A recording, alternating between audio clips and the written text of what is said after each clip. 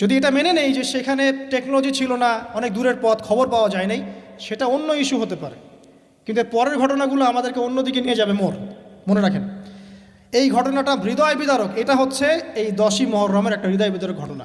এটা ঘটেছে কত সালে? 62 হিজরিতে। কত হিজরিতে? 62 হিজরিতে, 62 বা 61 আর কি। তো দেখেন, নবী সাল্লাল্লাহু আলাইহি ওয়াসাল্লামের ইন্তেকালের 50 বছর পরে এই কারবালার ঘটনা, এই ঘটনাটা কাকতালীয়ভাবে 10ই মুহররমে ঘটে গেছে।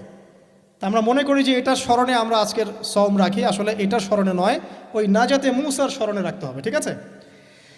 তো কারবালা ঘটনা বুঝলেন, এই 61 হিজরিতে এই কারবালার ঘটনা ঘটে, যেটা স্মরণে অনেকে রোজা রেখে থাকে সমাজে। আসলে এটা স্মরণে নয়, নাজাতে মূসার স্মরণে রাখতে হবে ইনশাআল্লাহ তাআলা। আল্লাহ পাক তৌফিক দান করুন, আমিন। এরপর মদিনাবাসী আর মক্কাবাসী এই যে ইয়াজিদের বিরুদ্ধে খেপে গেল, তারা কিছুতে তার আনুগত্য মানবে না।